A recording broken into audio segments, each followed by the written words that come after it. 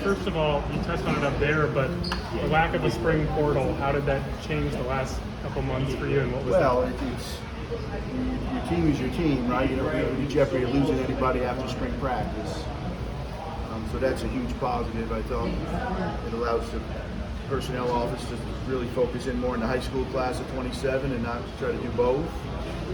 The negative is if you come out of there maybe thinking you're a little short at one position or somebody gets hurt, you only have to replace them right through the junior college ranks if there's a qualifier or maybe somebody available that, in that regard. But by and large, we really like when we have a one portal period. That's a huge thing, and I think it's good for everybody to just kind of focus on the guys you got on your campus and not have a guy coming in and potentially, threatening to leave or going somewhere else or somebody poaching one of your guys, right? You did that with the JUCO. Do you see that recruiting in the spring taking on more of an emphasis going forward with the way things are now and D2 and stuff like that? I think that D2 is going to end up adhering to the same portal now as everyone else, so that'll change that way. But I do think that if you're a junior college player, right, and the team goes through spring practice and there's a guy out there that is a qualifier or somebody maybe that's just finishing his AA a little later and it didn't go someplace in the first signing period, I think that people will be looking for those guys. That's great value in that.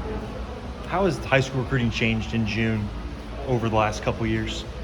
Well, I think guys are making quicker decisions right now. I believe if you're probably a high school coach that looks at the landscape and says, okay, this school wants you, you look at these couple schools, can you make a decision? Because by and large, teams are taking less high school players, right? Because they're trying to balance between high school and portal.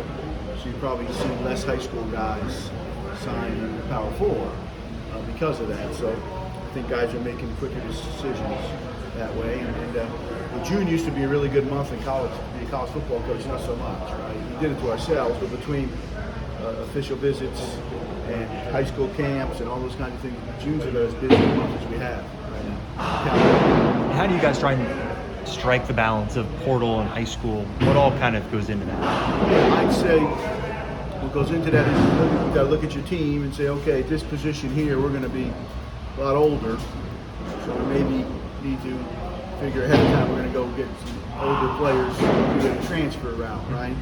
This position here, we're not as old. We have some guys so we can afford to maybe take some high school guys and allow them to continue to develop. Because we're still going to develop guys. It's still the base of our program is developmental, but striking about, we're never not going to have a high school class or high school presence, right? It's just striking the balance. With the new roster limits that were implemented last year, how do you determine how many walk-ons you're going to need, especially when you have a different amount of exempt guys each year now? Yeah, so we're still blessed. We're having a significant number of designated student athletes from when the settlement occurred a year ago. So we're still able to have a little bit larger roster than the 105 that's mandated. Every year that'll come down a little bit.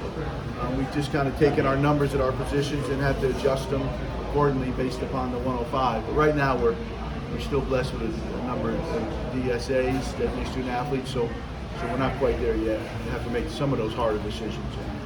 In this summer period, how has it evolved too with the work you guys are able to do now more with players? So this started after we got here in 2021. We went on that field with our guys. We couldn't have a football at all with them, right? So the first time we saw somebody do anything was, throw a pass, catch a pass, do anything was training camp, right? And then the next summer they changed the rules. So we go out there with a football now with them today, and nothing competitive. They can throw and catch, and we can coach them. They can do routes on air. There's different things you can do now that make it feel like real football, and that helps your skill development across the board. Consistently, the coaches can go out there and work with them. When you do have so many newcomers, how much does that extra time, whether it be before spring or this summer, It's how much does that invaluable. help? Now, the fall, the off season on campus is different. You can't have a football, right? So that's more agilities, things related to your position. Now, not as many newcomers. I think we have 14, right, between scholarship freshmen and non-scholarship freshmen. But to get them acclimated, get them into it, throwing and catching and doing the things, that's invaluable to be able to do that. How did you feel the winter portal window went for you guys? Well, I guess we'll find out, but I feel like, as I mentioned here, we have much more depth across the board.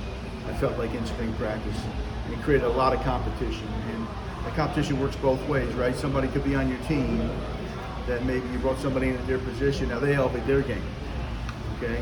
And so have a guy that's played a lot for you that's gotten better. And that's a win-win for everybody. Or you may be bringing somebody to the position that you maybe lost some guys at, he becomes a player that you can count on every day. So I think across the board we have more competition, more guys right now that we feel like can go in a game and play winning football. Now we'll see continue to progress and get better for us. How do you keep up with the steadily increasing dollar amounts? It feels like every time there's a new portal window, the prices are higher. Yeah, that's a hard thing, right? To and I've talked to a lot of guys in professional sports about how you don't bid against yourself sometimes, right? Okay, and whether it's in Major League Baseball when they go through free agency or pro football, right? And they go through the same thing.